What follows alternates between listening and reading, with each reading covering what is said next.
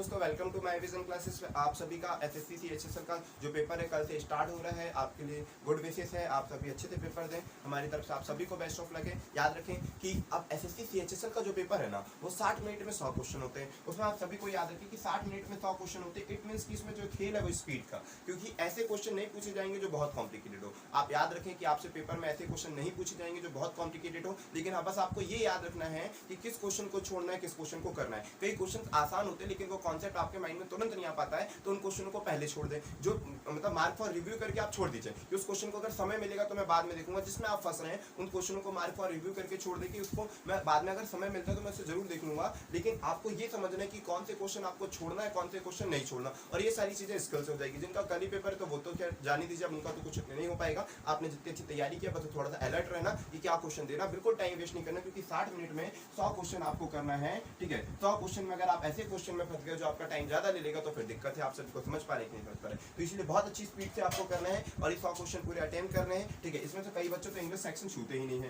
तो ये चीजें नहीं हो पाएगी। अगर आप इंग्लिश नहीं छूते हैं तो फिर थोड़ी सी दिक्कत हो जाएगी। तो हम ये नहीं कह रहे कि छो, अगर आपके 75 मार्क्स 75 क्वेश्चन भी है और इसको भी अगर आप एक्यूरेट कर लो तो दिक्कत होगी। तो आप कम से कम ऐसा तो करना कि इंग्लिश को एक झलक तो देख लो, कम से कम 5 मिनट तो आप इंग्लिश को दीजिए। ठीक है, अगर आपसे इंग्लिश नहीं बन रही है तो भी कम से कम 5 मिनट दीजिए। हो सकता है कि आपसे 4 से 5 क्वेश्चन आपके बन जाए, 8-9 क्वेश्चन बन जाए। तो इस तरह की चीजें आपको रखनी कि इंग्लिश कम से कम तो कोशिश करना है देखने की, एक झलक 5 मिनट तक में देख लीजिए। ठीक है, मैथ्स अगर जो भी आपका स्कोरिंग सब्जेक्ट है, जो भी आपका स्कोरिंग सब्जेक्ट है सबसे पहले वो करिए। ठीक है, अगर मैथ्स आपका स्कोरिंग सब्जेक्ट है, जो भी आपको सबसे इजी लगता है, रीजनिंग आपको सबसे इजी लगती है, लेकिन हाँ कोई भी क्वेश्चन में आपको टाइम स्पेंड करने की जरूरत नहीं है। हो सकता है ट्रायंगल ही गिरने को आ गया और आप कह रहे हो नहीं ये कैसे नहीं हो सकता, मैं करूंगा, तो ये चक्कर आपका पेपर बिगाड़ देता है। यही चीजें, यही जो कॉन्फिडेंस होता है वो आपका पेपर बिगाड़ देता है कि मैं इस क्वेश्चन को करके दिखाऊंगा। हो सकता है आप कर लो लेकिन 5 मिनट लगा दो, क्या मतलब आप वहां पर लड़ने नहीं गए हैं भाई, मार्क्स गेन करने गए हैं। आपको मार्क्स गेन करके आना है, बहुत अच्छे मार्क्स लेकर आना है, तो इसमें टाइम वेस्ट करने की कोई आवश्यकता नहीं है आपको। हो सकता है ये बहुत इजी दिखने वाला क्वेश्चन आपको फंसा रहा हो, आपको छोड़ करके आगे चले जाना है। लेकिन हाँ उसकी एक स्ट्रेटेजी होना चाहिए जिसको आपको 70% रखना, उसको attempt and mark for review कर देना। उसको क्या कर देना, attempt and mark for review कर देना।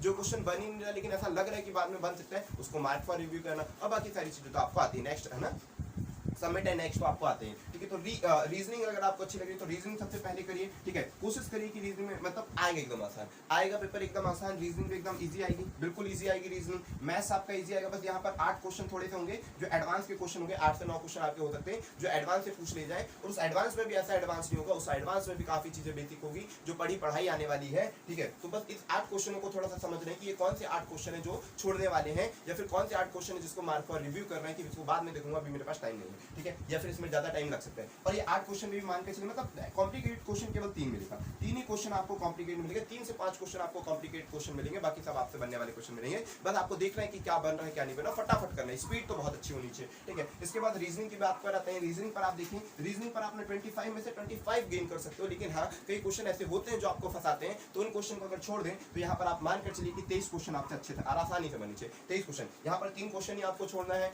अगर मतलब आप थोड़े से ज्यादा वीक है तो आप 8 क्वेश्चन देख सकते हैं कि 8 क्वेश्चन में आपको फेस करने को मिलेगा। ऐसा यहाँ पर पूरी रीजनिंग में तो आप फुल अपन फुल ले सकते हैं, फिर भी 1-2 क्वेश्चन ऐसे होते हैं जो आपको फंसाते हैं, तो उन बातों को छोड़िए क्योंकि नेगेटिव मार्किंग पे तो इसको छोड़ देते हैं रीजनिंग में। ठीक है, 23 आता है। फिर उसके बाद आता है जीके। ठीक है, जीके में याद रखिए, जीके में आपके बहुत सारे सब्जेक्ट से 2-2 क्वेश्चन आपको देखने को मिलेंगे, हर सेक्शन से कुछ ना कुछ क्वेश्चन आपको देखने को मिलेगा। तो इस क्वेश्चन में भी कम से कम कोशिश तो ये करिए कि 20+ नंबर ले, 20+ नंबर है, और नहीं हो पा रहा है तो कोई बात नहीं। ठीक है, 15+ तो होने चाहिए, एटलीस्ट कम से कम 15+ तो आपके होने चाहिए, क्योंकि 25 मार्क्स का पेपर है, तो एटलीस्ट 15+ आपके मार्क्स होने चाहिए। मतलब ऐसा कोशिश करने की 15 से ज्यादा जीके आपके सही हो जाए। ठीक है, कोशिश करना, ऐसा नहीं कि अब निपोड़ देना। ठीक है, पूरी ब्लर कर देना भाई, ऐसे कि कुछ भी हो जाए, ऐसा नहीं चलेगा। ठीक है भाई, पूरे आपको मार्क्स एक इंपॉर्टेंट है, एक मार्क्स इंपॉर्टेंट है, क्योंकि 15 से ज्यादा जीके कैसी चीज है ना, जीके का टीचर अगर खुद भी हो तो भी वो फुल मार्क्स नहीं ला सकता अगर वो अपने स्तर का पेपर दे तो। समझ पा रहे कि नहीं समझ पा रहे? अगर वो अपने लेवल का पेपर दे तो भी वो अपने फुल मार्क्स नहीं ले सकता है। ये याद रखिए, एक बात कटु सत्य है भाई, जीके एक ऐसा सेक्शन है ना, जीके अथा है, जीके अथा है, उसका कोई सागर ही नहीं है। मतलब वो इस तरह का सागर है कि उसमें चले जाओ तो फिर उसका कोई लिमिट नहीं है, कहीं कुछ पूछ लेगा, कहीं कुछ पूछ लेगा, तो इस तरह की चीजें जो पूछ लेगा फिर तो विवाद है। मतलब जीके का जो टीचर भी अगर वो खुद भी अपने